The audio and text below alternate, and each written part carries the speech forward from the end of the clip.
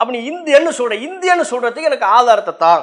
SIR முன்னெடுக்கப்படுகிற இந்த முறை அந்த பட்டியலில் இருந்து ஒருவர் நீக்கப்படுவாரே, ஆனால் அவர் நார்மலா நீக்கப்படலை. நீ வெளிநாட்டிலிருந்து வந்திருக்கலாம், நீ இந்திய குடிமகன் தான் என்பதில் தேர்தல் ஆணையமான எங்களுக்கு சந்தேகமாக இருக்கிறது.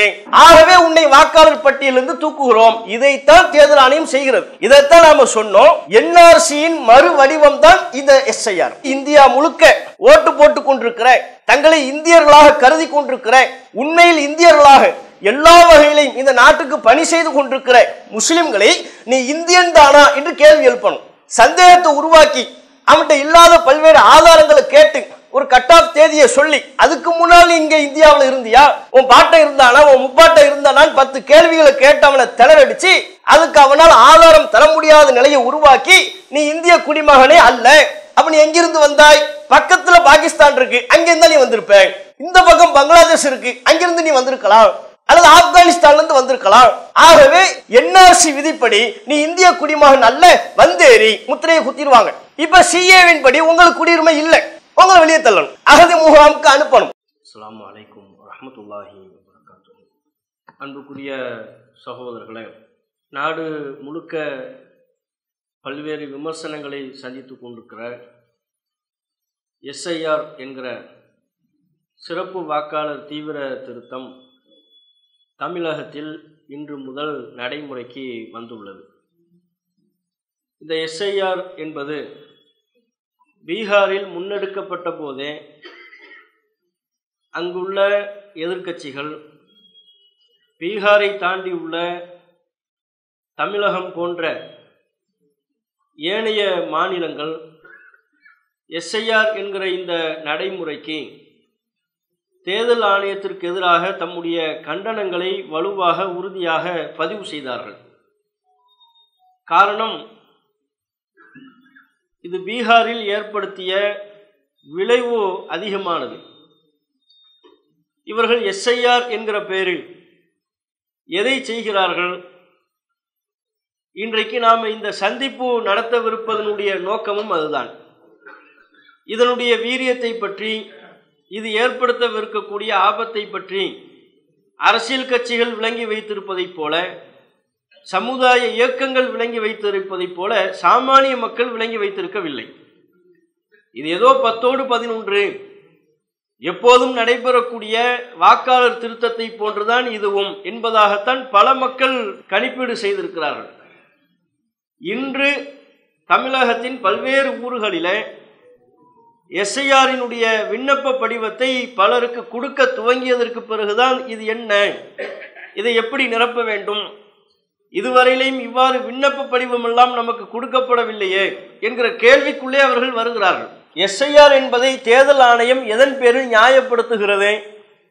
நாங்கள் எப்போதும் போல வாக்காளர் திருத்தத்தை செய்கிறோம் என்பதான ஒரு தோற்றத்தை ஏற்படுத்தி தாங்கள் செய்யக்கூடிய அநியாயங்களை, தில்லுமுள்ளு வேலைகளை நியாயப்படுத்த பார்க்கிறார்கள். இந்த SIR என்பது சிறப்பு வாக்காளர் தீவிர திருத்தம் என்பது ஏனைய காலங்களில் அவர்கள் செய்யக்கூடிய நார்மலான வாக்காளர் திருத்தம் கிடையாது. இப்ப தேர்தல் காலத்தை பொறுத்தவரையிலையும் தேர்தல் ஆணையம் வருடா வருடம் ஒவ்வொரு வருஷமும் தேர்தலுக்கு முன்பாக வாக்காளர் திருத்தத்தில் ஈடுபடுவார்கள். அதற்கு பேர் SSR, அதுக்கு பேர் SIR கிடையாது, SSR, ஸ்பெஷல் சம்மரி ரிவிஷன். அதுக்கு பேர் நார்மலா நாங்கள் ஒரு சம்மரியா பார்ப்போம், சம்மரியா ரிவிஷன் பண்ணி பார்க்கிறோம் அப்படிங்கிறது. இந்த SSR என்பதை பொறுத்தவரை இது வருடந்தோறும் தேர்தல் ஆணையம் செய்யக்கூடிய ஒரு பணிதான். இந்த பணியில் அவர்கள் என்ன செய்வார்கள்? வாக்காளருடைய பெயர், அவருடைய முகவரி ஏதேனும் மாறி இருக்கிறதா? முன்னால் அவங்க வேறு தெருவில் இருந்திருப்பாங்க, இன்னைக்கு வேறு தெருவுக்கு மாறி இருப்பாங்க. முன்பு வேறு ஒரு ஊரில் வாக்காளராக பதிவு செய்திருப்பார்கள், இப்போது அந்த ஊரில் இருந்திருக்க மாட்டார்கள், வேறு ஊருக்கு பணியிட மாற்றத்தின் காரணமாக நிரந்தரமாக குடியிருக்க போயிருப்பாங்க. வாக்காளர்களுடைய முகவரி மாற்றம், இதை அவங்க திருத்தம் செஞ்சுக்குவாங்க. வாக்காளர்கள் யாரும் இறந்து விட்டால், அவங்க குடும்பத்துல தாயோ தந்தையோ ஏன் அவரோ இறந்து விட்டால், இந்த வாக்காளர் இறந்து விட்டார், ஏன்னா அவங்க பேர்ல வேற யாரும் கள்ள ஓட்டு போட்டக்கூடாது இல்லை அப்படிங்கிற நோக்கத்துக்காக வேண்டி சொல்றதுதான் அது. எல்லாரும் இவர்கள் தேர்தல் ஆணையம் எதையெல்லாம் நாங்கள் தடுக்கிறதுக்காக வேண்டி இதை செய்யறோம்னு சொல்றாங்களோ அது எல்லாமே காலம் முழுக்க நடந்து கொண்டுதான் இருக்கிறது, அவர்களுடைய சப்போர்ட்டோடய நடந்துகிட்டு இருக்கிறது. பல்வேறு தில்லுமுள்ளு வேலைகள், பிஜேபி அரசாங்கம் தேர்தல் ஆணையத்தின் உதவியோடு துணையோடு அரங்கேற்றி கொண்டிருக்கிறார்கள். அதனால அவங்க வெளியில சொல்லக்கூடிய காரணம்லாம் சும்மா.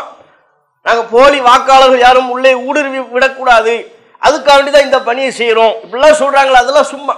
அப்ப நார்மலா அவங்க பார்க்கக்கூடிய தேர்தல் ஆணையம் ஏனைய காலங்களில் நார்மலா அவங்க பார்க்கக்கூடிய பணி வாக்காளரின் முகவரி மாறி இருக்கா இல்லையா இதை பார்ப்பாங்க. வாக்காளர் யாரும் இறந்து விட்டார்களா இதை பார்ப்பாங்க. இறந்துட்டா நீக்கிடுவாங்க. முகவரி மாறி இருந்துச்சுன்னா அதை சேஞ்ச் பண்ணுவாங்க. அதுக்குன்னு ஒரு விண்ணப்ப படிவம் வாங்கி சேஞ்ச் பண்ணுவாங்க. வாக்காளர் பெயரை மாற்றம் பண்ணியிருக்கிறாரா, வேறு ஒரு மதத்திலிருந்து இஸ்லாத்துக்கு வந்திருக்கலாம், பேரை மாற்றுவாங்க. பல்வேறு காரணங்கள் பேரை மாற்றக்கூடிய வழக்கம் மக்கள்கிட்ட இருக்கு.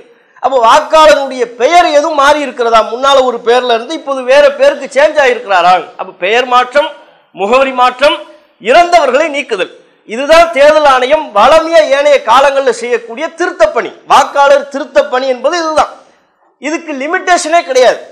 இந்த தேதிக்குள் முடித்தாக வேண்டும். இப்ப நம்ம சொன்ன இந்த 3 திருத்தங்களையும் தேர்தல் ஆணையம் ஏனைய காலங்களில் செய்யும் அல்லவா, அதற்கு இந்த நாளுக்குள் முடித்தாக வேண்டும், இந்த மாதத்திற்குள் இந்த பணியை செய்தாக வேண்டும், செய்யாவிட்டால் உங்களை வாக்காளர் பட்டியலிருந்தே தூக்கி விடுவோம் அப்படிலாம் எதுவுமே இல்லை. அவங்க எப்பவும் போல ரேண்டமா செய்து கொண்டே இருப்பார்கள். ஒவ்வொரு வருஷமும் செய்வாங்க. அதுக்கு லிமிட்டேஷன்லாம் கிடையாது. லிமிட்டேஷன் இல்லாம செய்து கொண்டே இருப்பார்கள். இது ஏனைய காலங்களில் தேர்தல் ஆணையம் செய்யக்கூடிய பணி. இந்த பணிக்கு பேர் தான் SSR. ஆனால் இப்போது தேர்தல் ஆணையம் செய்யக்கூடிய, பீகாரில் செய்த, தமிழ்நாட்டில் இன்றிலிருந்து செய்ய துவங்கி இருக்கிற இந்த SIR என்பது ஸ்பெஷல் இன்டென்சிவ் ரிவிஷன், சிறப்பு தீவிர திருத்தம் என்பது முன்பு நாம் சொன்ன அல்லது தேர்தல் ஆணையம் வளமையாக செய்யக்கூடிய பணிகள் போன்று கிடையாது. முன்னால் நம்ம சொன்ன அந்த 3 பணிகளையும் செய்வார்கள். பேர் மாத்திருந்தா பேரை மாத்துவாங்க, முகவரி மாத்திருந்தா முகவரி மாத்துவாங்க, இறந்து போனவங்களை நீக்குவாங்க, இதையும் பண்ணுவாங்க. இதோட கூடுதலா சில பணிகளை செய்யவிருக்கிறார்கள். அது என்ன பணி? கூடுதலாக அவர்கள் செய்யவிருக்கக்கூடிய பணி என்ன என்பதை விட அவர்கள் செய்யவிருப்பதனுடைய நோக்கத்தை தான் நாம் அறிந்து கொள்ள வேண்டும். அவர்கள் கூடுதலாக நாங்கள் செய்யவிருக்கக்கூடிய பணி என்று அவர்கள் எதை சொல்கிறார்கள் தெரியுமா? வெளிநாடுகளிலிருந்து ஏராளமான வங்கதேசத்தவர்கள் இந்தியாவுக்குள்ள ஊடுருவி விட்டார்கள், வாக்காளராகவே நுழைந்து விட்டார்கள். ஆகவே வெளிநாடுகளில் இருந்து நுழைந்து விட்ட வாக்காளர்களை நீக்குவதற்காகத்தான் இந்த SIR சிறப்பு தீவிர திருத்தத்தை நாங்கள் செய்யவிருக்கிறோம். வாயினால தேர்தல் ஆணையம் சொல்லக்கூடிய பணி என்ன? வெளிநாட்டிலிருந்து நிறைய பேர் இங்க வந்து ஊடுருவி விட்டாங்க, வாக்காளராகவே சேர்ந்துட்டாங்க. பங்களாதேஷ்ல இருந்து இங்க வந்து வாக்காளராக சேரவரை நீங்க என்ன பண்ணிட்டு இருந்தீங்க? அதுவரை தேர்தல் ஆணையம், இந்த நாடு, உள்துறை அமைச்சகம், ஏனைய துறைகள், உளவுத்துறை எல்லாமே என்ன வேடிக்கை பார்த்துட்டு இருந்தீங்களா? சும்மா இவங்க சொல்லக்கூடிய காரணம் ஏதோ ஒரு தீய நோக்கத்தோடு செயல்படுகிறார்கள். அந்த தீய நோக்கத்தை நிறைவேற்றுவதற்கு இப்படியான காரணங்களை சொல்கிறார்கள். அதைத்தான் நம்ம புரிந்து கொள்ளணும்.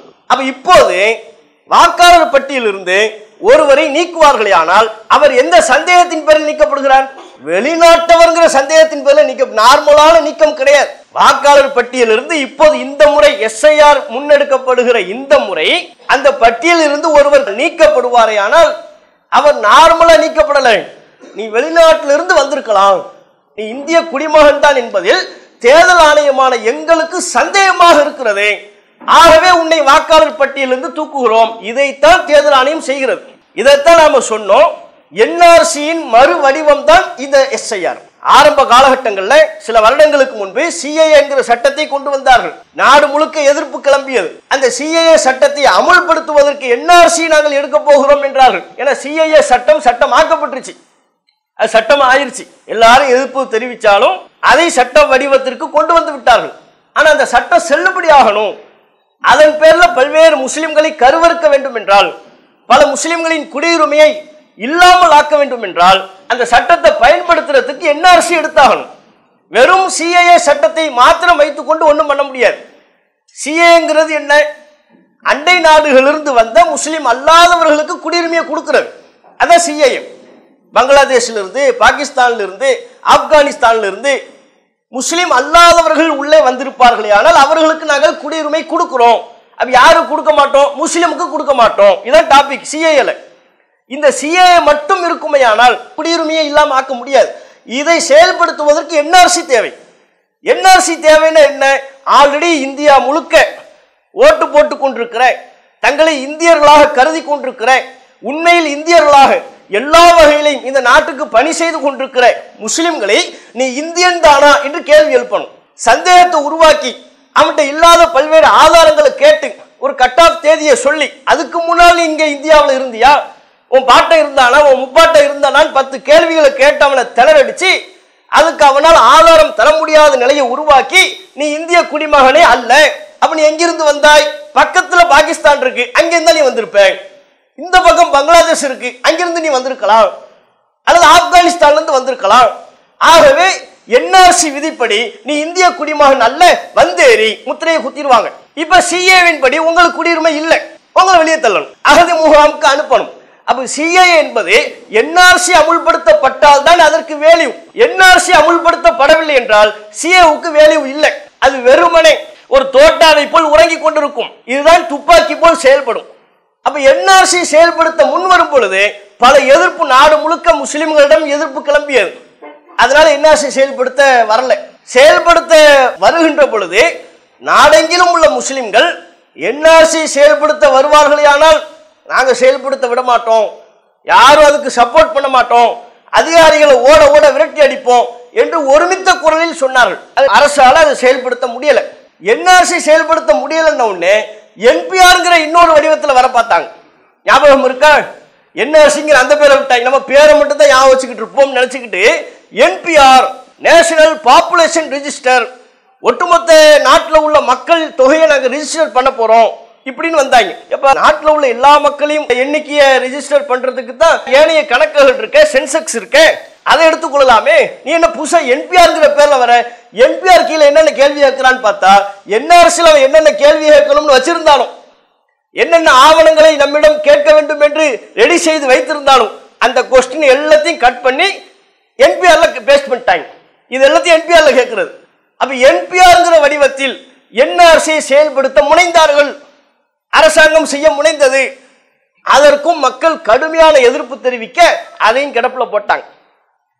சிஏஏ சட்ட வடிவம் பெற்று உறங்கி கொண்டிருக்கிறது. என்ஆர்சியை செயல்படுத்த முடியல, என்பிஆரை செயல்படுத்த முடியல. இப்போது தேர்தல் ஆணையத்தை கைக்குள் போட்டுக்கொண்டு என்ஆர்சியில் கேட்க வேண்டிய கேள்விகளைத்தான் தேர்தல் ஆணையத்தின் மூலம் இந்த எஸ்ஐஆரின் மூலம் கேட்க முனைகிறார்கள். என்ஆர்சியினுடைய மறு வடிவம், அதுல சந்தேகமே இல்லை. ஏனென்று சொன்னால் தேர்தல் ஆணையத்திற்கு வாக்காளர்களின் குடியுரிமையை பற்றி கேள்வி கேட்கக்கூடிய அதிகாரமே இல்லை. நீ இந்திய குடிமகனா அப்படின்னு கேட்கிற அதிகாரமே இல்லை. தேர்தல் ஆணையம் நம்ம கிட்ட என்ன கேட்கலாம்? நான் ஓட்டு போட போறேன்னா தேர்தல் ஆணையத்துக்குரிய அத்தாரிட்டி, அவனுக்குள்ள அதிகாரம் என்ன? நீ வாக்காளரா? வாக்காளர்னா நான் உன்னை வாக்காளர்னு அங்கீகரிச்ச அடையாள அட்டை என்க, அதைத்தான் கேட்கலாம். அதை தாண்டி அவனுக்கு வேறு கேட்கக்கூடிய அதிகாரம்ல இந்த இந்திய குடிமகனால் கேட்கக்கூடிய அதிகாரம் யாருக்கு இல்லை? தேர்தல் ஆணையத்துக்கு இல்லை. நம்ம இந்திய குடிமகனா இல்லையான்னு சந்தேகப்படக்கூடிய அதிகாரம் உள்துறை அமைச்சகத்துக்கு தான் இருக்கு. தேர்தல் ஆணையத்திற்கு அந்த அதிகாரம் எல்லையற்ற அதிகாரம்லாம் அவங்களுக்கு வழங்கப்படலை. அவங்க செயல்படக்கூடிய அதிகாரம் குறைந்த ஒரு மட்டுப்படுத்தப்பட்ட லெவல்ல தான் இருக்கு. ஆனா இப்போது அவர்கள் அந்த அதிகாரத்தை தாண்டி செயல்பட்டு கொண்டிருக்கிறார்கள்.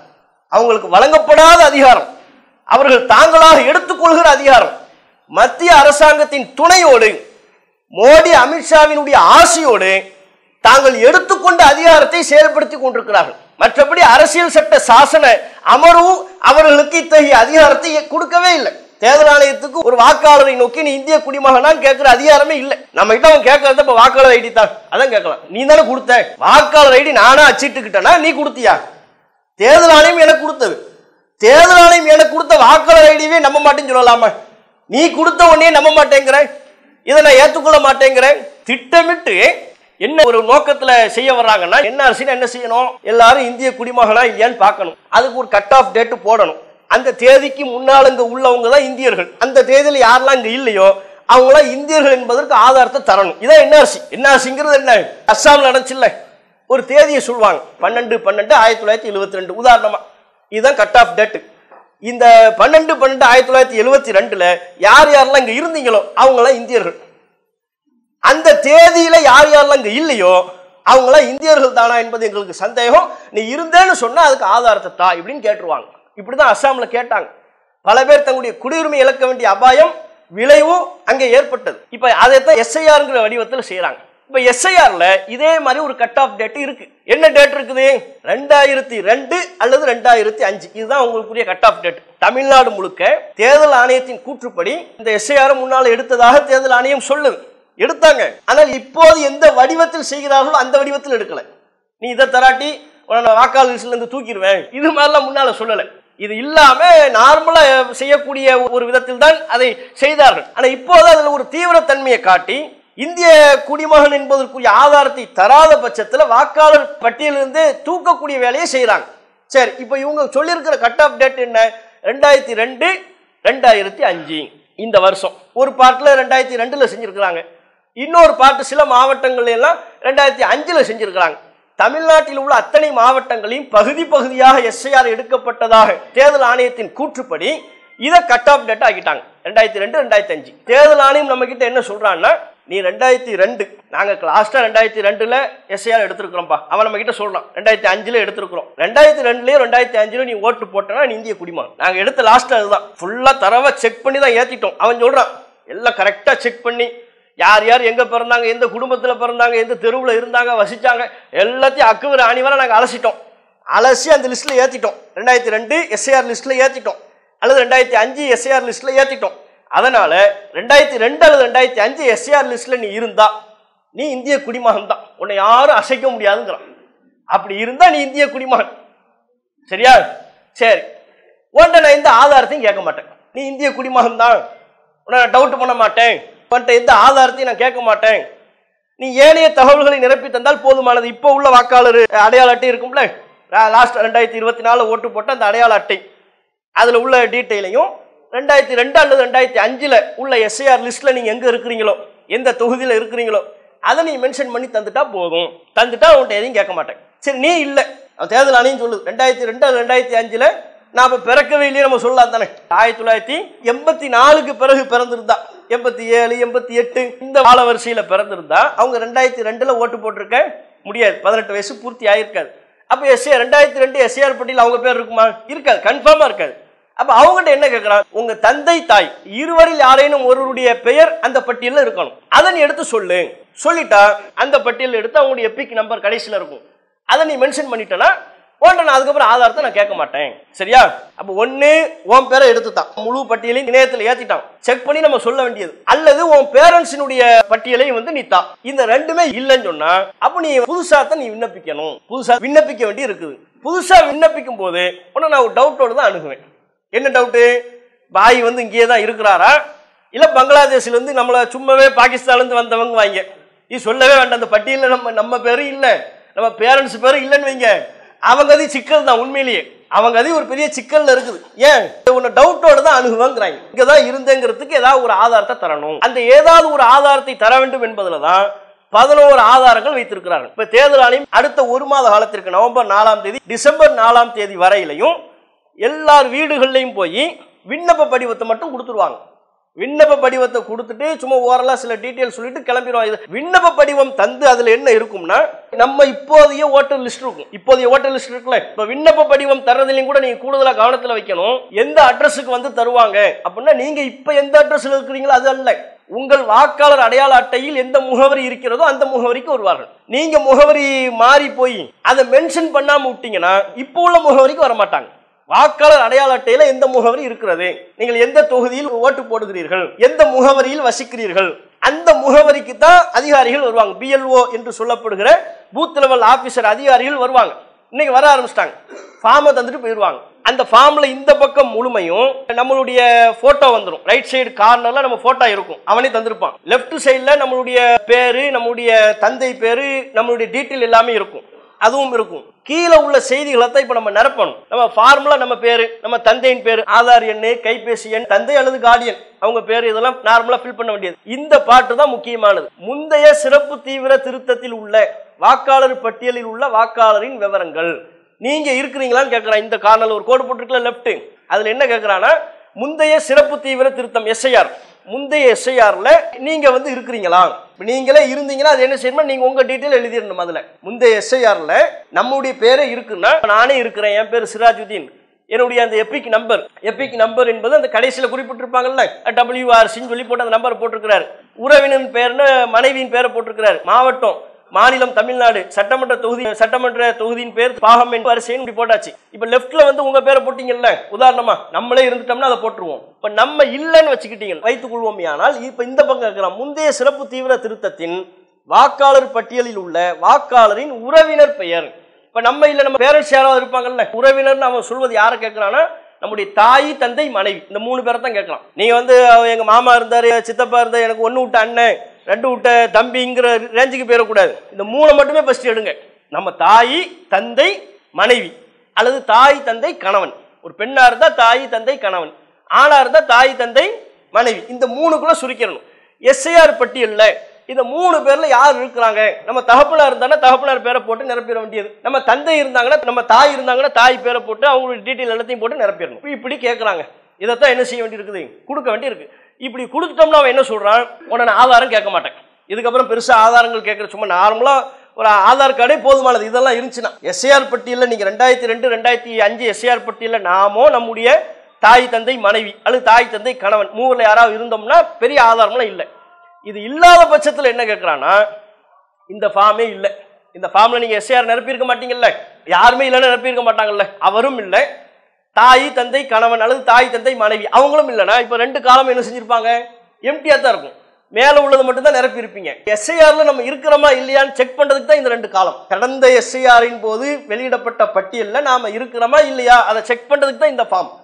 இதை நம்ம நிரப்பலன்னு உடனே அவனுக்கு தெரிஞ்சிடும் பார்ட்டி எஸ்ஐஆர்ல இல்ல.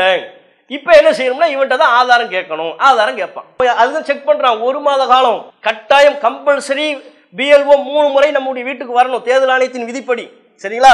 அதனால இஷ்டத்துக்குலாம் நம்ம கிரிக்கிற முடியும், இல்லாத செய்திகள் எல்லாம் அதுல எழுதிட முடியாது, இருக்கிறது தான் எழுத இயலும். செக் பண்றதுக்குன்னே டைம்லாம் வச்சிருக்கான். சரி, இப்ப இதுல இல்லைன்னா என்ன கேட்கறான்னு சொன்னா, இப்ப இது எம்டியா இருக்கும். எம்டியா இருந்தவொடனே அப்ப நீங்க வாக்காளர் கடந்த எஸ்ஐஆர் பட்டியல்ல இல்ல, ஆனா நீ இப்ப இந்தியன்கிற அவன் டவுட் அதுதானே. என்ஆர்சி தான் வேறு வடிவத்தில் எடுக்கிறான். அப்ப நீ இந்தியன்னு சொல்ற, இந்தியன்னு சொல்றதுக்கு எனக்கு ஆதாரத்தை தான். என்ன ஆதாரம்? 11 ஆதாரங்கள்ல ஒரு ஆதாரம் வேண்டும். பீகார்ல என்ன பிரச்சனைனா 11 ஆதாரங்களையும் கேட்டார்கள் என்று தகவல்கள் சொல்கிறது. 11 அதிகமான ஆதாரங்களை கேட்டதாகவும் 11 ஆதாரங்களையும் கேட்டதாகவும் தகவல். அதனால தான் பீகார்ல எடுக்கப்பட்ட எஸ்ஐஆர்ல 68 லட்சம் வாக்காளர்கள் தங்களுடைய வாக்குரிமையை இழந்தார்கள், வாக்காளர் பட்டியலிருந்து நீக்கம் செய்யப்பட்டார்கள். 68 லட்சம். ஏனைய செய்தியின்படி 65 லட்சம். தேர்தல் ஆணையம் நீக்கினதுல 20 லட்சம் பேர் தான் இறந்தவங்க. இதல்லாத மற்றவங்க எல்லாம் யார்? அப்போ மீதமுள்ள அனைவருமே வாக்காளர்கள். அவங்க தான் தங்களுடைய உரிமையை இழந்திருக்கிறாங்க. அதுக்கப்புறம் கோர்ட்டு சட்ட போராட்டம் நடந்து ஒரு 10 லட்சம் 15 லட்சம் பேர் திரும்ப சேர்ந்தாங்க அப்படிங்கிற செய்தியை பார்க்குறேன். எப்படி பார்த்தாலும் இந்த 65 லட்சம் வாக்காளர்களில் ஒரு 35லேருந்து 40 லட்சம் வாக்காளர்களுடைய நிலை அங்கே கேள்விக்குறியாக இருக்குது. பீகாரில் இறந்தவங்க போக, சட்ட போராட்டம் நடத்தி மீண்டும் சேர்ந்தவர்களை போக, விசாரணை அதெல்லாம் நடத்தி மீண்டும் சேர்ந்தவர்களை போகவே ஒரு 30லேருந்து 40 லட்சம் அளவிற்குள்ள வாக்காளர்களுடைய நிலைமை கேள்விக்குறி என்று பீகார்லேருந்து வரக்கூடிய செய்திகள் தகவல்கள் தெரியுது. இப்போ நமக்கு என்னன்னு சொன்னால் இப்படியான அனுபவங்கள் பீகாரில் நடக்கும் பொழுதே நீங்கள் பார்த்தீங்கன்னா ஏகபோகமாக ராகுல் காந்தி, தேஜஸ்வி யாதவ், ஏனைய எதிர்க்கட்சிகள் அனைவருமாக சேர்ந்து பெரிய பேரணியை நடத்தினாங்க. பீகாரில் தேர்தல் ஆணையம் இந்த செயலில் இறங்கக்கூடாது, தேர்தல் ஆணையத்தின் குளறுபடிகளாலும் தேர்தல் ஆணையத்தின் மோசடிகளாலும் தான் பாஜக செல்வாக்கு பெறுகிறது என்பதை தான் நம்ம பார்க்கணும். இங்க தமிழிசை ஒரு பேட்டி கொடுத்தாங்க. தேர்தல் ஆணையம் தமிழ்நாட்டில் நேர்மையாக நடக்கிற காரணத்தினாலதான் பிஜேபி எங்களால ஜெயிக்க முடியல. இப்ப அவங்களே தெளிவா சொல்றாங்க, பத்தியில இங்க நாங்க ஜெயிக்க முடியலங்கிறதுக்கு என்னதான் காரணம்?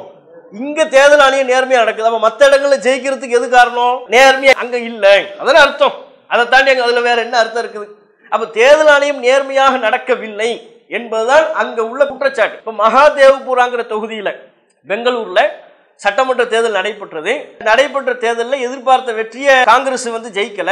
நிறைய பகுதிகளில் வெற்றி என்று அனைவராலும் தீர்மானிக்கப்பட்ட காங்கிரஸ் இந்த தொகுதியில் வெற்றி பெறும். நமக்கு தெரியும்லங்க, நம்ம இருக்கிற அடிப்படையில் இந்த தொகுதி திமுக வெற்றி பெறும், இந்த தொகுதி அதிமுக வெற்றி பெறும் ஒரு கணிப்பு நமக்கு இருக்கும்ல. தொடர்ச்சியா அனுபவத்தின் அடிப்படையில் மக்கள் செல்வாக்கு என்னங்கிறது தெரிந்த அடிப்படையில் அது மாதிரி கணிக்கப்பட்ட இடங்கள்லயே காங்கிரஸ் தோல்வியை தழுவுது. அப்போ ஒரு தீவிரமான கலாய்வுக்கு அவங்க தயாராகிறாங்க. 6 மாத காலம் கலாய்வு பண்ணிய வகையில் தேர்தல் ஆணையத்தின் பல மோசடிகளை எதிர்க்கட்சி தலைவர் ராகுல் காந்தி அவர்கள் அம்பலப்படுத்தினார். அங்கு பல்வேறு குளறுபடிகள் நடைபெற்றது. இந்த எபிக் நம்பர்னு சொன்னோம்ல, இப்போ எஸ்ஐஆருங்கிற பேர்ல நம்ம கிட்ட எபிக் நம்பரை கேட்டுட்டு இருக்கிறாங்க. அங்க எபிக் நம்பர் சகட்டு மேலே கொடுத்துருக்காங்க. எபிக் நம்பர் என்னன்னு கேட்டா எபிக் நம்பர். வீட்டு முகவரி என்னன்னு கேட்டா 0. ஒரு 25 பேருக்கு வீட்டு முகவரி என்னவா? 0 வீட்டு முகவரி ஆரம்பிக்குமா? அப்ப இப்படி நடைபெற்ற ஒன்றை தேர்தல் ஆணையம் அங்கீகரித்து இருக்கிறது என்று சொன்னால், அதன் பேர்ல பிஜேபிக்கு வெற்றி வாய்ப்பு கூடி இருக்கிறது என்று சொன்னால் தேர்தல் ஆணையத்தின் மீது சந்தேகம் கொள்வார்களா இல்லையா? அப்ப தேர்தல் ஆணையத்தின் நம்பகத்தன்மை கேள்விக்குறியா தான் இருக்கு, அதுல மாற்று கருத்தே இல்லை. அப்ப அவருடைய நம்பகத்தன்மை கேள்விக்குறியாக இருக்கிற பட்சத்தில் தான் அந்த தேர்தல் ஆணையம் தான் இந்த எஸ்ஐஆரையும் நடத்துகிறது. பீகார்ல நடத்தி பல லட்சம் வாக்காளர்களை வாக்குரிமையே இல்லை என்று ஆனதற்கு பிறகுதான் இதனுடைய விளைவுகளை அறிந்து கொண்டு எதிர்க்கட்சிகள் பேரணி பண்ணாங்க. அங்கேயும் சட்ட போராட்டம் நடத்தினாங்க, கோர்ட்டுக்கு போனாங்க, ஹைகோர்ட் சுப்ரீம் கோர்ட்ல வழக்கு தொடுத்தார்கள். ஒன்னும் கதைக்கு ஆகல. அப்போதே அவர்கள் அறிவித்தார்கள், தேர்தல் ஆணையம் இவ்வளவு தில்லுமுள்ளு வேலைகளை செஞ்சும் அதன் மீது நீதிமன்றங்கள் பல்வேறு கேள்விகளை எழுப்பியும் இந்த குளறுபடிகளை எப்படி நீங்கள் சகித்துக் கொண்டீர்கள், இந்த குளறுபடிகளுக்கு உங்கள் பதில் என்ன என்று அடுக்கடுக்கா பல கேள்விகளை கேட்ட பொழுது எந்த பதிலையும் சொல்லாம அமைதியாக வாய்மூடி மௌனித்து இருந்துவிட்டு ஏற்புடைய எந்த பதிலுமே சொல்லாம தேர்தல் ஆணையம் கடந்து விட்ட நிலையில தான் இந்தியா முழுக்க எஸ்ஐஆர் அமுல்படுத்த போறோம்னு சொல்றான். விளக்குதா உங்களுக்கு?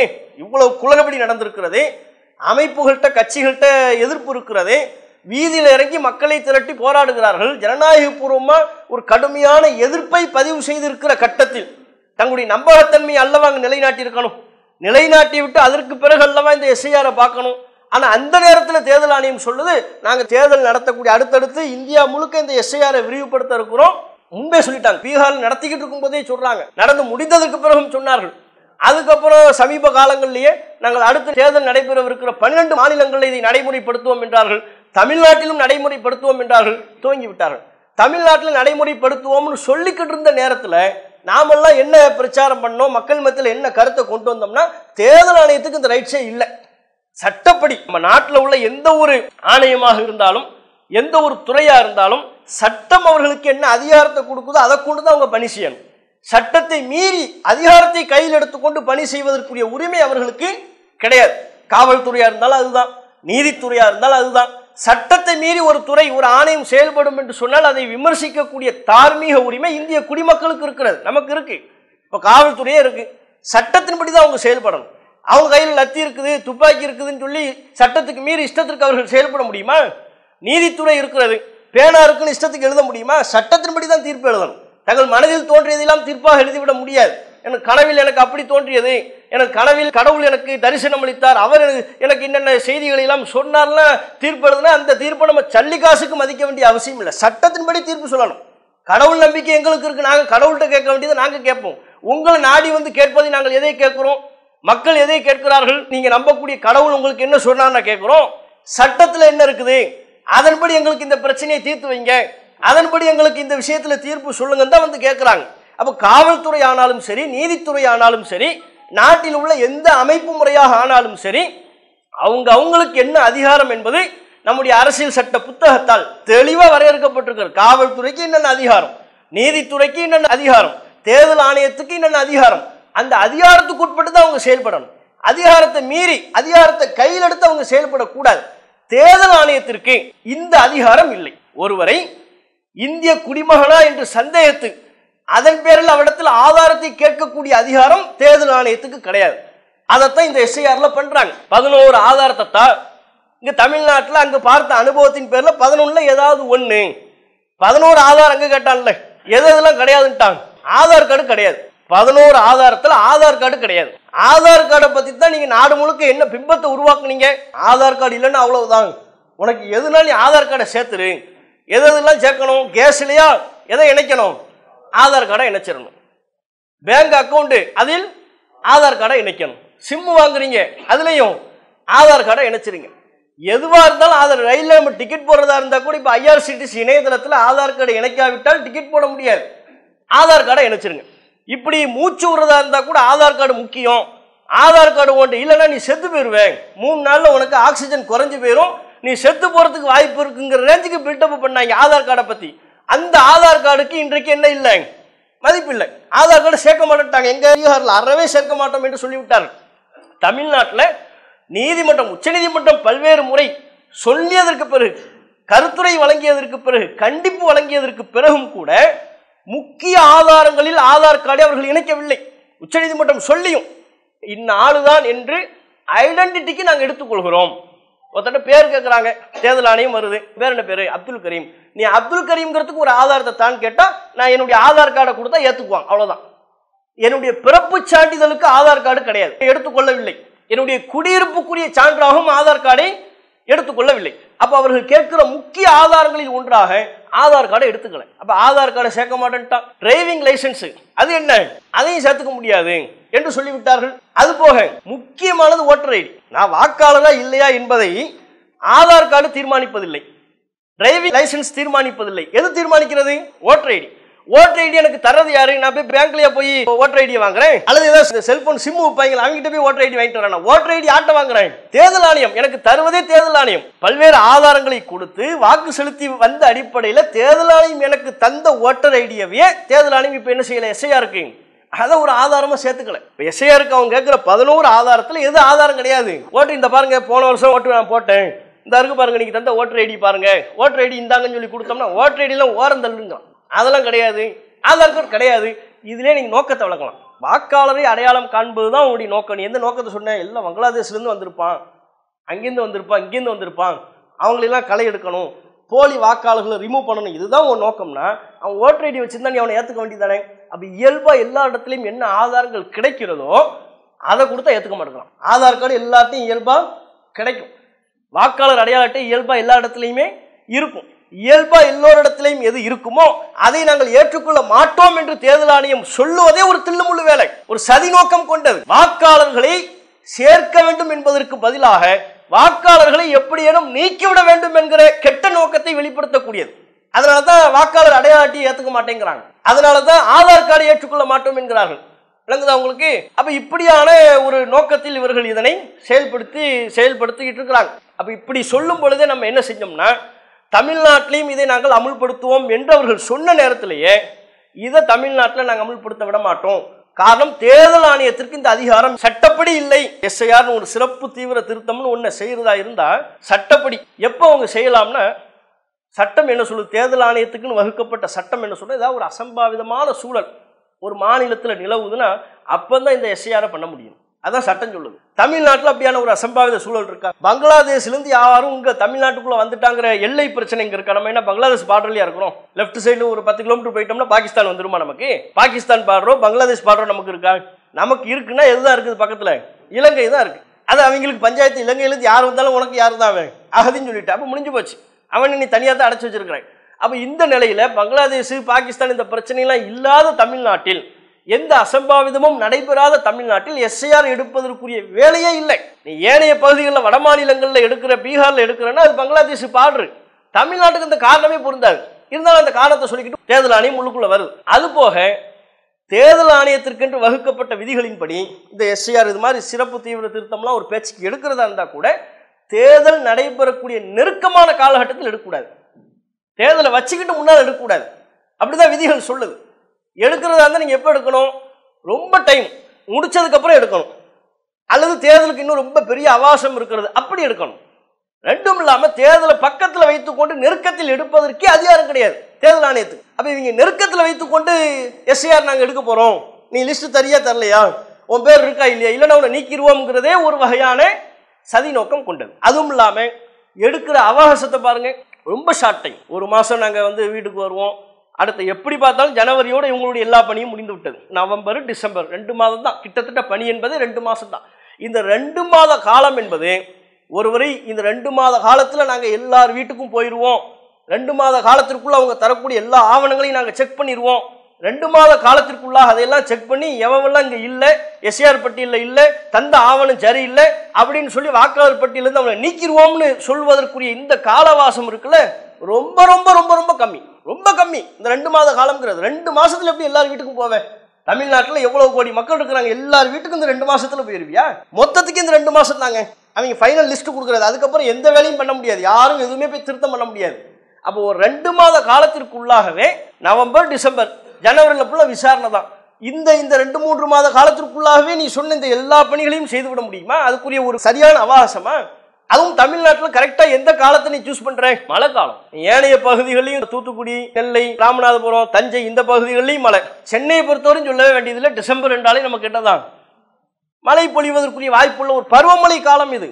பருவமழை காலத்தில் ஆட்சியாளர்கள், அதிகாரிகள் இந்த மழையை கவனித்துக் கொண்டிருப்பார்களா? இதன் பாதிப்பை கவனிப்பார்களா? இதற்குரிய முன்னெடுப்பு ஏற்பாடுகளை செய்வார்களா? பெருவெள்ளம் ஏற்படாம சாதாரண மழை பொழிந்தாலே சென்னை பரபரப்பாயிடும். சாதாரண மழை பொழிந்தாலே அதிகாரிகள் அனைவருக்கும் வேலை வந்துடுது. இதே அதிகாரிகளை கொண்டுதான் இவர்கள் இந்த தேர்தல் வேலையும் பண்ணணும். அப்ப இந்த பருவமழை நடைபெறக்கூடிய இந்த காலத்தையும் சூஸ் பண்றீங்க எஸ்ஐஆர் எடுக்கிறதுக்கு. அப்போ எப்படி நீங்கள் நோக்கத்தை பாருங்களேன். அவங்களுக்கு அதிகாரம் இல்லை ஃபஸ்ட்டு, குறைந்த கால அவகாசத்தில் நடத்த முன் வருகிறார்கள். ரெண்டாவது, தேர்வு செய்திருக்கிற காலமும் பருவமழை காலம். அப்போ இப்படியான ஒரு நெருக்கடியில் இவர்கள் தமிழ்நாட்டில் இந்த எஸ்ஐஆரை நடத்த முன் வருகிறார்கள் என்று சொன்னால் இவங்க நோக்கம் சரியாக இல்லை அப்படிங்கிறதா இதை நம்ம தெரிஞ்சிக்க வேண்டியது. அப்போ தமிழ்நாட்டில் செய்ய போகிறோம்னு சொன்ன உடனேயே நாட்கள் நெருங்கிக்கிட்டே இருக்கு. ஆனால் அதை தடுத்து நிறுத்துவதற்குரிய உச்சநீதிமன்றம் ஏதேனும் ஒரு கடிவாளம் போடும் நம்ம நினைச்சோம். ஆனால் கடிவாளம் போடல. பீகாரில் அவ்வளோ மிஸ்டேக் நடந்திருக்குது. எஸ்ஐஆர் நடத்தியதற்கு பிறகு இறந்து விட்டதாக தேர்தல் ஆணையம் சொல்லக்கூடிய, இறந்துட்டார்னு சொல்லி நீக்கியிருக்கிறாங்கல்ல, அப்படி சொன்ன 2-3 பேரோட ராகுல் காந்தி டீ குடிக்கிறார். இதோ தேர்தல் ஆணையம் இறந்து விட்டார் என்று சொன்ன இருவர் இப்போ என்னோடு இருந்து கொண்டிருக்கிறார்கள், அவரோடு நான் டீ குடித்து கொண்டிருக்கும் அரிய காட்சி, இறந்தவர்களோடு டீ குடிக்கிற பாக்கியம் எனக்கு மட்டுமே கிடைத்திருக்கிறதுன்னு அவர் ஒரு பக்கம் என்ன செய்யறாரு, ராகுல் காந்தி சொல்லிக்கிட்டு இருக்கு. அப்போ இதனுடைய கருத்து என்னன்னா, எஸ்ஐஆர்னா நாங்கள் அப்படியே அக்குவர ஆணிவர அலசி ஆராயிரோம், அதை செக் பண்ணுறோம், இதை செக் பண்ணுறோம், எல்லாத்தையும் செக் பண்ணிட்டு தான் அவங்கள நாங்கள் பட்டியலிருந்து தூக்குறோம்னு நீ சொன்ன. அப்படி இறந்தவர் என்று நீ சொல்லி தூக்கிய நபர்கள் எப்படி ராகுல் காந்தி டீ குடிச்சாரு? மிஸ்டேக் நடந்திருக்குன்னு அர்த்தம். எஸ்ஐஆர்லையும் மிஸ்டேக் நடக்குது. இது சாதாரண மிஸ்டேக்னு சொல்லிட்டு போக முடியாதுல்ல. வாக்காளர் பட்டியலுக்கு அவனை நீ தூக்குறேன், சந்தேகத்தின் பேரில் தூக்குறேன், இந்திய குடிமகன் தானாங்கிற சந்தேகத்தை அவன் மீது நீ எழுப்புகிறாய். அப்படி தூக்கப்பட்ட 2 பேரை கொண்டு வந்து நிறுத்துறாரு, கோர்ட்லையும் நிப்பாட்டி இருக்கிறாருன்னு சொன்னா அது பெரிய மிஸ்டேக்.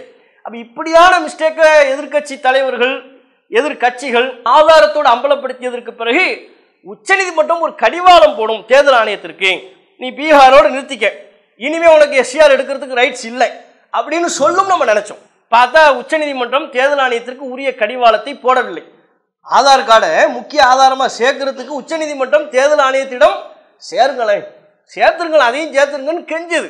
இதையெல்லாம் பார்த்ததற்கு பிறகுதான் நமக்கு ஒரு சிறிய அவநம்பிக்கை வெளிப்பட்டது. என்ன, உச்சநீதிமன்றம் கடிவாளம் போடலை, அப்ப தமிழ்நாட்டுக்குள்ளே கொண்டு வருவார்கள், நம்ம அடுத்த கட்டத்திற்கு மக்களை தயார்படுத்த வேண்டும். அந்த புள்ளி அங்க ஆரம்பிக்குது. அடுத்த கட்டத்திற்கு தயாராகுறதுனா இப்ப பீகார்ல தான் நடந்திருக்குது. இங்க எப்படி நடத்த போறாங்க, என்ன எந்த வடிவமே நமக்கு தெரியாது. அப்ப முதல் கட்டமா அது தொடர்புடைய சில செய்திகளை சேகரிக்க வேண்டும். அது தொடர்பான சில செய்திகள் நமக்கு உரிய நபர்கள்ட்ட இருந்து கேதர் பண்ணணும். அதுக்காக சில நபர்களை நம்ம நேரடியாக போய் சந்திச்சு, எங்க தமிழ்நாட்டில் இந்த பணிகளை ஆரம்பிப்பதற்கு முன்பே, இதுக்கப்புறம் உச்சநீதிமன்றம் தேர்தல் ஆணையத்தை பிடிச்சி இழுத்து நீ எப்படி தமிழ்நாட்டில் எஸ்ஐஆர் நடத்த போவேன், உனக்கு அந்த ரைட்ஸே இல்லை, உனக்கு அந்த அதிகாரமே இல்லை, தமிழ்நாடுன்னு கிடையாது, இனி எந்த மாநிலத்திலும் நீ எஸ்ஐஆர் நடத்தக்கூடாது அப்படின்னு தடுத்து நிறுத்துமா என்றால் மிகப்பெரிய கேள்விக்குறி, மிகப்பெரிய கேள்விக்குறி. தமிழ்நாட்டில் இன்னும் நடத்தவே இல்லை. தமிழ்நாட்டில் இன்ன குளறுபடி நடந்தது, இன்ன மோசடி நடந்தது என்று உங்களுக்கு சொல்வதற்கு ஒன்றுமே இல்லை. பீகாரில் நடத்தியது, பீகாரில் உள்ள குளறுபடிகள் நீதிமன்றத்தின் முன் அம்பலப்படுத்தப்பட்டது. அவ்வளவு செய்திகளை அம்பலப்படுத்தியதற்கு பிறகும் அங்கே தடுத்து விடாத உச்சநீதிமன்றம் இப்போது எப்படி தடுக்கும்? சட்டப்படிலாம் அதிகாரம் இல்லை, ரைட்ஸ் படி அதிகாரம் இல்லை, எல்லாம் தெளிவு. பாயிண்ட்ஸ்லாம் நிறைய இருக்குங்க. எஸ்ஐஆரை தேர்தல் ஆணையம் நடத்துவதற்கு சட்டப்படி இருக்குதா? சட்டப்படி இல்லை. அதுக்கு பாயிண்ட்ஸ் நிறைய இருக்கு. அது எடுபடுமாங்கிறதா இப்போது உள்ள கேள்வி. எடுபடுமா? உச்சநீதிமன்றம் அதை கவனித்து தடை போடக்கூடிய நிலையில இருக்கா? உச்சநீதிமன்ற தலைமை நீதிபதி கவாய் சொல்லியிருக்கிறார், அரசு தொடர்புடைய வழக்கு என் பெஞ்சுக்கு வருவதை அரசாங்கம் விரும்பவில்லை அப்படின்னு சொல்றாரு, மத்திய அரசு விரும்பவில்லை அப்படிங்கிறார். பாருங்க, அப்போ ஒரு தலைமை நீதிபதி பட்டவர்த்தனமா மீடியாவுக்கு செய்தி கொடுக்குறாரு. என்ன, அரசு சம்பந்தப்பட்ட வழக்கு என் பெஞ்சுக்கு வர்றதை அது மாற்ற சொல்லி மனு போடுறாங்க. இந்த பெஞ்சுக்கு வேண்டாம், எங்களுக்கு வேற பெஞ்சு மாத்தித்தாங்கன்னு கேட்குறாங்க இவர் பெஞ்சுக்கு வரும்போது. அப்போ அரசு சம்பந்தப்பட்ட வழக்கு என்னுடைய பெஞ்சுக்கு வரதை பிஜேபி கவர்மெண்ட் விரும்பலன்னு சொன்னா என்ன அர்த்தம்? நீங்க எங்களுக்கு எதிரானவருங்கிற ஒரு பார்வை தானே அதனுடைய பொருள். உங்ககிட்ட நீங்க நீதியா சொல்ல மாட்டீங்க, எங்களுக்கு எதிர்ப்பா சொல்லுவீங்க, எங்களுக்கு மாத்தமா சொல்லுவீங்கிற ஒரு பார்வை அதில் வெளிப்படுதுல. இந்த விஷயம் அவருக்கு தெரியாமலே இருக்கும், அதை சொல்றாரு. அப்ப இப்படியான ஒரு நிலை உச்சநீதிமன்ற தலைமை நீதிபதியை வருத்தம் தெரிவிக்கக்கூடிய வகையில தான் நீதிமன்ற அமைப்பு முறைகள் இப்போதைய காலகட்டத்தில் சூழலில் இருக்கிறது. அதனால நம்ம அங்க பெருசா இனி சொல்வாங்கிறதுக்குலாம் என்ன இல்லை, ஹோப் ரொம்ப கம்மி. ஒரு பேச்சுக்கு சொல்லிட்டா ஓகே தான், பிரச்சனையே இல்லை, எஸ்ஐஆரே நடக்காது. ஆனால் இப்போ எதிர்பார்க்க முடியுமானா இப்போ நம்ம மக்களை தயார்படுத்த வேண்டியதாக இருக்கு. உச்சநீதிமன்றத்தில் வழக்கு நடந்துக்கிட்டு தான் இருக்கும். இவன் பேப்பர் தந்துட்டு போயிட்டானே, சட்டம் தடுக்கும் என்கிற ஒரு நிலை இருக்கிற வரைக்கும் நம்ம என்னன்னாலும் சொல்லலாம், என்னன்னாலும் பேசலாம். அதை தாண்டி சட்டத்தின் அத்தனை வேலிகளையும் உடைத்து தாண்டி காட்டு முன்னாடித்தனமா இப்போ வந்துட்டோம் உள்ள. இப்போ வந்ததற்கு பிறகு அதிகாரம் அவங்க கையில தான் இருக்கு. ஷார்ட் டைமாக வர வச்சிருக்கலாம். இந்த டைமிங்கில் நம்ம எதிர்ப்பு தெரிவிக்கிறது, இதுக்கு நாங்கள் ஒத்துழைப்பு மாட்டோம்னு சொல்றதெல்லாம் சரியில்லை. அப்படி சொன்னோம்னா பாதிப்பு நமக்கு தாங்க. பிஜேபி என்கிற இவர்களுடைய சித்தாந்தத்தின் குறியாரு நாம சிறுபான்மை மக்கள், முஸ்லிம்கள், அதற்கு அடுத்த நிலையில தான் கிறிஸ்தவர்கள், அதற்கு அடுத்த நிலையில தான் தலித்துகள். முதல் குறியா யார் இருக்கும்? நாம தான் இருக்கிறோம். அப்ப இதனால் முதல் பாதிப்பு நமக்கு எனும் பொழுது நாம இனிமே வந்து ஒத்துழைப்பு தரமாட்டோம், அந்த ஃபார்மையை கிழிச்சு போட்டுருவோம்னு சொன்னோம்னா அது கதைக்காகாது. அப்ப இனி மக்களை தயார்படுத்துறது நம்ம செய்யணும். அப்ப இது வாக்காளர் அடையாள அட்டை கொடுத்தால் முடிந்து போகக்கூடிய விஷயம் அல்ல. கூடுதலான சில செய்திகளை நிரப்ப வேண்டி இருக்கிறது, கூடுதலான சில செய்திகளை திரட்ட வேண்டி இருக்கிறது. 2002 2005 எஸ்ஏஆர் பட்டியல நீங்க இருக்கிறீங்களாங்கிறத எடுக்கணும். அதெல்லாம் எளிமையானது தான், மக்களை பயமுறுத்த வேண்டியதெல்லாம் இல்லை, அச்சுறுத்த வேண்டியதில்லை, எளிமையானது. தேர்தல் ஆணையத்துக்கு அதிகாரம் இல்லை, சட்டப்படி அவன் செய்யறதுக்கு ரூல்ஸ் எல்லாம் வந்துட்டான். வந்ததுக்கப்புறம் இனி நம்ம என்ன செய்ய வேண்டியதுதான், தயார்படுத்தினாதான் கான்செப்ட். அப்போ தயார்படுத்தணும்னா மக்களை தயார்படுத்துவது நம்ம தான் தயார்படுத்த முடியும். நமக்கு தான் அல்லாஹ்வுடைய கிருபையில ஆயிரக்கணக்கான மர்க்கஸ் அல்லாஹ் நமக்கு தந்திருக்கிறான், பள்ளிவாசல்கள் அல்லாஹ் நமக்கு தந்திருக்கிறான், மக்கள் சக்தி அல்லாஹ் நமக்கு தந்திருக்கிறான், மக்கள் மீதான நம்பிக்கையும் அல்லாஹ் இவங்ககிட்ட தான் போனால் நமக்கு ஒரு பிரச்சனை தீரும் அப்படிங்கிற ஒரு நம்பிக்கையும் அல்லாஹ் மக்களுக்கு வந்து நம்ம ஜமாத் மேலே கொடுத்துருக்குறான். அப்போ நம்ம பணி செய்யறதுக்கு தயாராக இருக்கணும். இனி நம்ம மக்களுக்கு என்ன இந்த சந்திப்பு நடத்துவதோடைய நோக்கமே என்னன்னு சொன்னால், மாவட்டங்கள் நீங்கள் இதே மாதிரி ஒரு சந்திப்பை உங்கள் மாவட்டங்களில் நீங்கள் பண்ணணும், கிளை மக்களையெல்லாம் திரட்டி பண்ணணும். கிளை மக்கள் ஏனைய பகுதி மக்களுக்கு இதை விளக்கம் அளிக்கக்கூடிய வகையில் மக்களை ஒன்று திரட்டி அவங்கள அழைச்சி இதுக்கு விளக்கம் அளிக்கணும். இப்படி நம்ம தயாராக வேண்டி இருக்கிறது அப்படிங்கிறத நம்ம சொல்லணும். இதுதான் அதில் உள்ள முக்கியமாக நம்ம சொல்ல வேண்டிய விஷயம், மக்களை நம்ம தயார்படுத்தணும் அப்படிங்கிறது தான். இப்போ அந்த 11 ஆதாரத்தில் ஏதாவது ஒரு ஆதாரம் தான் அவன் கேட்குறான், சரிங்களா? இது இந்த பட்டியலில் இல்லைன்னு சொன்னால் அவன் கேட்குறது என்ன, 11 ஆதாரத்தில் ஏதாவது ஒரு ஆதாரம். உதாரணமாக அவன் எப்படி பிரிச்சிருக்கிறான்னு சொன்னால் 5 கட்டமாக பிரிச்சிருக்கிறாங்க. நவம்பர் 4 டு டிசம்பர் 4 வீடுதோறும் கணக்கெடுப்பு, வீடு விழா வந்து ஃபார்ம் தந்துடுவான். அந்த ஃபார்மில் முதல் விஷயமே என்னன்னு சொன்னால், இப்போ ஆர்வக்குள்ளால் வாங்கின உடனே டக்கு டக்குன்னு எல்லாத்தையும் எழுதிடுறது, எல்லாம் தப்பு தப்பாக எழுதுறது, எல்லாமே தெரியுங்கிறதுக்கு தப்பு தப்பாக எழுதுறது. இந்த விண்ணப்ப படிவத்தை பொறுத்தவரையிலையும் இன்னொன்றுலாம் வாங்க முடியாது, ஒன்று தந்தால் ஒன்று தான். அதில் அடித்தல் இருக்கக்கூடாது, திருத்தல் இருக்கக்கூடாது, இந்த அடிச்சடிச்சு எழுதுறதுலாம் இருக்கக்கூடாது. அடிஷனல் பேப்பர்லாம் கேட்டால் இதுக்கு தரமாட்டான்.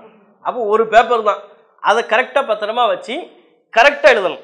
இந்த பக்கம் எழுத வேண்டியதெல்லாம் இங்கே எழுதுறது, திரும்ப தப்பாக போச்சுன்னா ஒரு கோடை போட வேண்டியது, திரும்ப இந்த பக்கம் எழுத வேண்டியதெல்லாம் அந்த பக்கம் எழுதுறது, இந்த பக்கத்தை கோடு போட்டு மொத்தத்தில் பேப்பர் ஒன்றும் இல்லாமல் போயிடக்கூடாது. அப்போ என்ன, பேப்பர் வாங்கின உடனே எழுதணும்னு நீங்கள் இருக்கக்கூடாது. அவங்க நம்ம என்ன சொல்லணும்னா, விண்ணப்ப படிவம் தந்துட்டாங்களா அதை எடுத்து பாதுகாப்பாக பத்திரமா வைங்க. ரெண்டாவதுன்னா அதில் ஒரு QR கோடு ஒன்று கொடுத்துருப்பாங்க, அந்த QR கோடு வந்து மங்கிடக்கூடாது, அதுவும் பாதுகாப்பாக இருக்கணும். முதல் இந்த பேப்பர் வாங்கி பத்திரமா வச்சுக்க சொல்லுங்க, தந்த உடனே எல்லாத்தையும் ஃபில் பண்ணிட வேண்டாம். ஏன்னா முதல்ல வந்து உங்களுக்கு ஃபஸ்ட்டு இப்போ தானே பண்ண போகிறாங்க.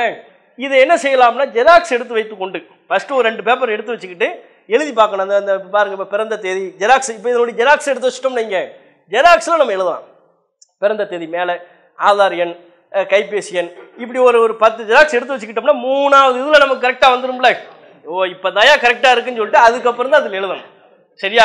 எடுத்தெடுப்புலேயே எழுத சொல்லிடக்கூடாது, இது கவனத்தில் கொள்ள வேண்டியது. ஃபார்மில் அடித்தல் இருக்கக்கூடாது, திருத்தல் இருக்கக்கூடாது, ரைட் சைடு ஓரத்தில் இருக்கிற QR கோடு அழிஞ்சிடக்கூடாது. இது நாம் கவனத்தில் கொள்ள வேண்டிய ஒரு அம்சம். அடுத்து இப்போ இது இல்லை, எஸ்ஏஆர் படிவத்தில் இல்லைன்னா அவங்க கேட்குற அந்த 11 ஆதாரத்தில் ஏதாவது ஒரு ஆதாரம். ஆனால் இப்போவே நம்ம மக்களுக்கு என்ன சொல்லணும்னா, 11ல் ஒரு ஆதாரம் தான், அதை சொல்லிக்கலாம். என்னென்ன ஆதாரம் இருக்கோ அதை திரட்டி வைக்க சொல்லுங்கள், ஒரு ஃபைலை வைத்துக்கொண்டு அதில் இப்போ என்னென்ன ஆதாரம். இப்போ அவங்க கேட்குறது என்ன கேட்குறா, பிறப்பு சான்றிதழ். 11 ஆதாரத்தில் ஒரு ஆதாரம் என்ன, பிறப்பு சான்றிதழ். பிறப்பு சான்றிதழ் இருக்கா, அதை எடுத்து வைங்க, அதை எடுத்து அந்த ஃபைலில் யார் யாருக்கு, நம்ம வீட்டில் யார் யாருக்கெல்லாம் பிறப்பு சான்றிதழ் இருக்கும். இப்போ நம்ம குடும்பம்னு வைங்களேன், எனக்கு, மனைவிக்கு, பிள்ளைக்கு, யார் யாருக்கு, தந்தைக்கு, தாய்க்கு, யார் யாருக்கு இருக்கோ அனைவருக்குமான பிறப்பு சான்றிதழை எடுத்து வைக்கணும். ஏன்னா இப்போ அதிகாரி ஃபஸ்ட்டு என்ன செய்வானா, ஃபார்மை கொடுத்துட்டு போயிடுவான், திரும்ப வருவான், அவன் நிரப்பிட்டோங்கிற நம்பிக்கையில் அவன் வருவான். நம்ம அதுக்கப்புறம் தான் பீரோவில் திறந்து ஆதாரம் மேலே இருக்குதா கீழே இருக்குதான்னு தேடிக்கிட்டு இருப்போம். ஓட்டு போடக்கூடிய நிலையில் உள்ள எஸ்ஏஆருக்கு தேவைப்படுது ஓட்டு போடுற ஆட்கள் தானே. ஓட்டு போடுற லெவலில் உள்ள 18 வயது பூர்த்தியான அவங்களுடைய பெர்த் சர்டிஃபிகேட் எல்லாமே எடுத்து வச்சிடணும். ஒன்று இருந்தாலே போதுங்கிறதுனால ஒன்னோட நம்ம நிப்பாட்டிடக்கூடாது. BLO அதிகாரி தேவைப்பட்டால் கூடுதல் ஆதாரங்களை கேட்கலாம், அந்த ரைட்ஸ் அவருக்கு இருக்கு. இந்த எஸ்ஏஆரின் படி கூடுதல் ஆதாரங்களை அவர் கேட்கலாம்னு வச்சிருக்கிறாங்க.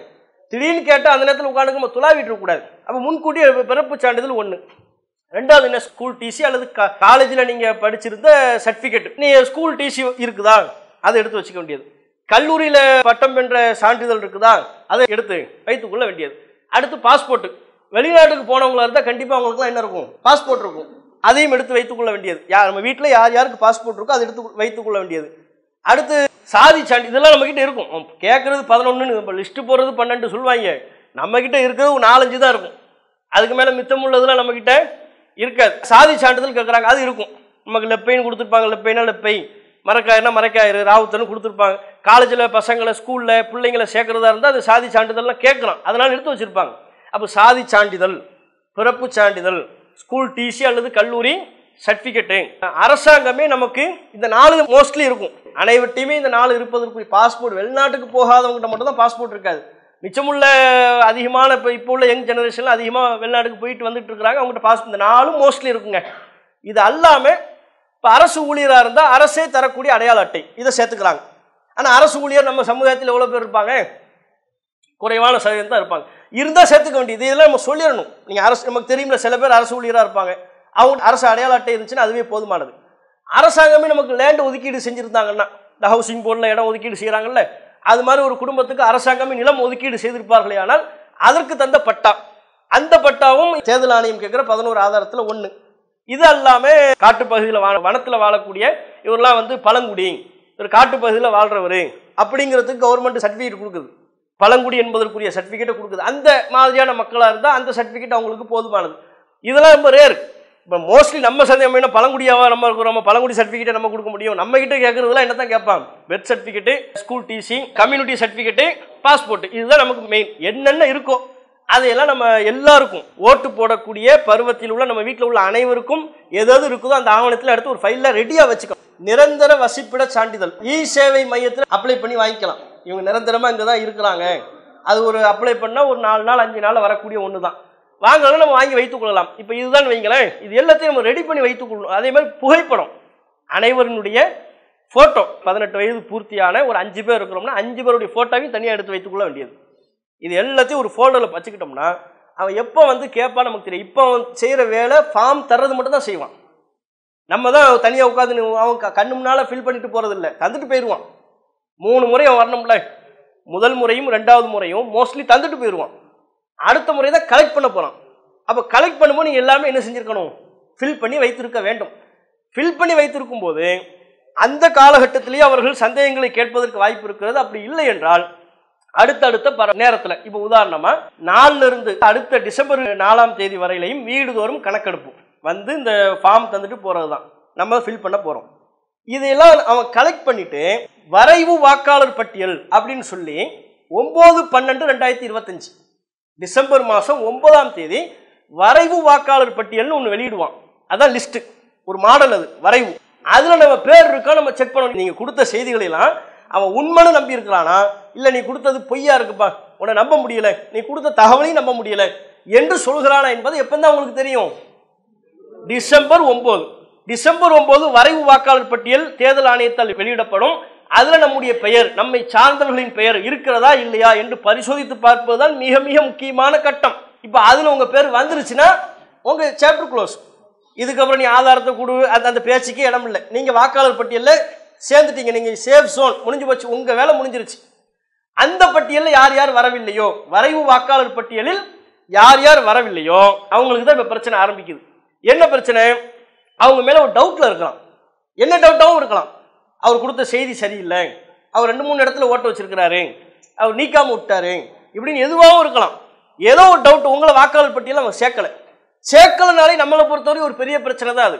அப்போ அதுக்கு என்ன பண்ணுறான்னு சொன்னால், டிசம்பர் 9ஆம் தேதி பட்டியல் போடுறான். பட்டியல் நம்ம செக் பண்ணணும், அது முக்கியம். அந்த டிசம்பர் 9லிருந்து ஜனவரி 31 வரையிலுமான காலகட்டம் தான் விசாரணை மற்றும் சரிபார்த்தல். அதில் தான் என்ன செய்ய போகிறான், யார் யார் லிஸ்ட் இல்லையோ, டிசம்பர் 9ஆம் தேதி போட்ட வரைவு பட்டியலில் யார் யார் லிஸ்ட் இல்லையோ அவங்களெல்லாம் விசாரணைக்கு கூப்பிடுவான். தேர்தல் அதிகாரி நம்மை அழைக்கவில்லை என்று சொன்னால் நாம் போகணும், என்னையே நீக்கினீங்க நாம் கேட்கணும். அல்லது அவன் காரணம் சொல்லுவான், நம்மளை கூப்பிட்டு உன்னை ஏன் நான் நீக்கினேன்னு சொன்னால், உன்னையே லிஸ்ட்டில் வைக்கலைன்னா இன்னென்ன காரணம்னு சொல்லுவான். ஆதாரங்கள்லாம் இருக்கான்னு கேட்பான். இப்போ தான் நீங்கள் அந்த ஃபைல் ரெடி பண்ணி வச்சுருந்தீங்கல்ல, அந்த ஃபைலை கொடுக்கணும். சரியா? அந்த ஃபைலை கொடுத்து அவன் கேட்குற ஆதாரங்களை கொடுத்து அவன் கேட்குற கேள்விகளுக்கு திருப்திகரமான பதிலை அளித்து பட்டியலில் நம்மை சேர்ப்பதற்குரிய வேலைகளை நம்ம பார்க்கணும். அது அந்த பிரச்சனை வருகின்ற பொழுது என்ன மாதிரியான கேள்விகளை தேர்தல் ஆணையம் எழுப்புகிறது என்பதை பொறுத்து நம்ம வழிகாட்ட வேண்டியது. ஆனால் மோஸ்ட்லி இதுதான் விசாரணை மற்றும் சரிபார்த்தல். இந்த காலகட்டத்தை சரியாக பயன்படுத்திக்கணும். இதுக்கப்புறம் அதையெல்லாம் முடிச்சுட்டு இறுதி பட்டியல் எப்போ போடுறான்னா பிப்ரவரி 7. ஜனவரி 31 இந்த விசாரணையெல்லாம் முடிக்கலாம், பஞ்சாயத்தையெல்லாம் தீர்க்கலாம். பிப்ரவரி 7ஆம் தேதி இறுதி வாக்காளர் பட்டியல் முடிஞ்சு போச்சு. இந்த இறுதி வாக்காளர் பட்டியல் வெளியிட்டு விட்டால் 7ஆம் தேதி, அதற்கு பிறகு யாரும் யாரையும் சேர்க்க முடியாது. அதற்கு பிறகு யாரும் யாரையும் சேர்க்க முடியாது. அவர் வாக்காளர் இல்லை, வாக்காளர் பட்டியலிருந்து ரிமூவ் செய்யப்பட்டு விட்டார். சரி, வாக்காளர் பட்டியலிருந்து ரிமூவ் செய்யப்பட்டாரு, இந்த தேர்தலுக்கு மட்டுமா, அடுத்த தேர்தலில் அவர் சேர்ந்துக்கலாமா? எஸ்ஏஆரினுடைய பிரச்சனையே அதுதானே. எஸ்ஏஆரின் பிரச்சனை என்ன? சாதாரணமா நம்மளை நீக்கல, சந்தேக கண்ணோட்டத்தோடு நம்மளை நீக்கலாம். அப்ப இப்பவே நம்மளை சேர்க்காதவன் அடுத்து நம்மளை சேர்ப்பாங்கிறதுக்கு என்ன உத்தரவாதம் இருக்கு? சொல்ல முடியாது. நம்முடைய ஒட்டுமொத்த வாக்குரிமையும் பறிபோகக்கூடிய அபாயம் இதில் ஒளிந்திருக்கிறது. இதை கவனத்தோடு நாம் கையாள வேண்டும். சரியா? இதான் நாம இதுல சேர்க்க வேண்டியது. இப்ப நம்ம சொன்னது எல்லாமே புதிய வாக்காளருக்கு கிடையாது. புதிய வாக்காளர்லாம் என்ன செய்யணும்னா, அவன் தனியா அதுக்கு ஒரு டேட் போட்டிருக்கிறான். டிசம்பர் 9 இருந்து ஜனவரி 8 வரையிலும் தான் புதிய வாக்காளரை சேர்ப்பதற்குரிய காலம். அதுக்குன்னு ஒரு விண்ணப்ப படிவம் வாங்கணும். அந்த விண்ணப்ப படிவத்தை ஃபில் பண்ணி நான் வந்து என்ன புதுசாக வாக்காளராக சேர்த்துக்குங்க அப்படின்னு சொல்லி நம்ம கொடுக்கணும். கொடுத்து அவன் ஆதாரம் கேட்பான். அந்த ஆதாரத்தை நம்ம கொடுக்கணும். கடந்த எஸ்ஏஆர் பட்டியலில் உங்கள் பேரும் உங்கள் பேரண்ட்ஸ் பேரும் இல்லைன்னு நீங்கள் சொன்னீங்கன்னா உங்களுக்கு என்ன தெரியுமானா, புதிய வாக்காளர் பட்டியலில் சேர்ப்பதற்குரிய ஃபார்மை தான் தருவான். படிவம் 6 புதுசாக நம்ம சேர்க்கிறது, படிவம் 7 வந்து நீக்கிறது, படிவம் 8 வந்து திருத்தத்துக்குரியது, அட்ரஸ் சேஞ்ச் எல்லாம் பண்ணுறோம்ல. இப்படி 3 படிவம் 6, படிவம் 7, படிவம் 8, இந்த 3 படிவம் இருக்குல்ல. படிவம் 6 தந்து தான் நம்மளை என்ன எஸ்ஏஆர் பட்டியல் நம்மளும் இல்லை நம்ம பேரண்ட்ஸும் இல்லைன்னா இந்த அவனுக்கு படிவம் 6ன்னு ஒன்று தந்துடுவான். அதைத்தான் நம்ம ஃபில் பண்ணுவோம். ஃபில் பண்ணும்போது நமக்கு ஆதாரம் கேட்குறான். உன் பிறப்பு சான்றிதழ் தான், நீங்கள் தான் இருந்தங்கிறதுக்கு ஆதாரம் தான், உன் வீட்டு அட்ரஸ் இங்கே தான் இருக்குங்கிறதுக்கு ஆதாரம் தான், நிலையான முகவரியில் இருந்தங்கிறதுக்கு ஆதாரம் தான், ஆதாரம் கொடுத்தோம்னா நம்மளை சேர்த்துடலாம். இந்த விஷயங்களை நாம் கவனத்தில் கொள்ளணும். இது குறித்த வழிகாட்டலை நாம் செய்யணும். இது அல்லாமல் நம்ம பிஎல்ஓ லெவலில் சில பேர் நம்ம தொடர்பில் இருக்கிறோம். நீதிமன்றம் தீர்ப்பு சொல்லும்போது சொல்லட்டும், அதுக்கடையில் மக்களை தயார்படுத்த வேண்டியது நம்முடைய கடமை. இதை உணர்ந்து இப்போது நாம் சொன்ன செய்திகளெல்லாம் கவனத்தில் கொண்டு இன்ஷா அல்லாஹ் இதை நம்ம கிளை மட்டத்திலையும் சாமானிய மக்களுக்கும் இந்த செய்தியை கொண்டு போய் அவங்கள தயார்படுத்தணும். அதுக்கு ரொம்ப குறைந்த அவகாசம் தான் ஸ்டார்ட் பண்ணிட்டாங்க. இன்னைக்கே பல்வேறு பகுதிகளில் ஃபார்ம் கொடுத்துட்டாங்க. ஃபோன் பண்ணி கேட்குறாங்க, ஃபார்ம் தந்துட்டாங்க, எப்படி ஃபில் பண்ணணும்னு கேட்குறாங்க. அப்போ இப்போதே கொடுக்க ஆரம்பிச்சிட்டாங்கன்னா இன்னும் அது அடுத்தடுத்து கிளை மக்களுக்கெல்லாம் ரொம்ப சீக்கிரமாக உங்களை தொடர்பு கொள்ள ஆரம்பிச்சிருவாங்க. நீங்கள் இப்போ அடிப்படையான இந்த செய்திகள்லாம் உள்வாங்கி கொண்டு அவங்களுக்கு வழிகாட்ட வேண்டிய தேவை இருக்குது. தேவைப்பட்டால் கிளைகளை நம்ம கேம்ப் போடணும். மக்களெல்லாம் அழைச்சி இந்த நிகழ்ச்சிகளெல்லாம் சொல்லி இந்த செய்திகளெல்லாம் சொல்லி கேம்ப் போடணும் இன்ஷா அல்லாஹ். இதான் நம்ம சொல்ல நினைத்த முக்கியமான செய்திகள். அஸ்ஸலாமு அலைக்கும். அல்லாஹு அக்பர். அல்லாஹ்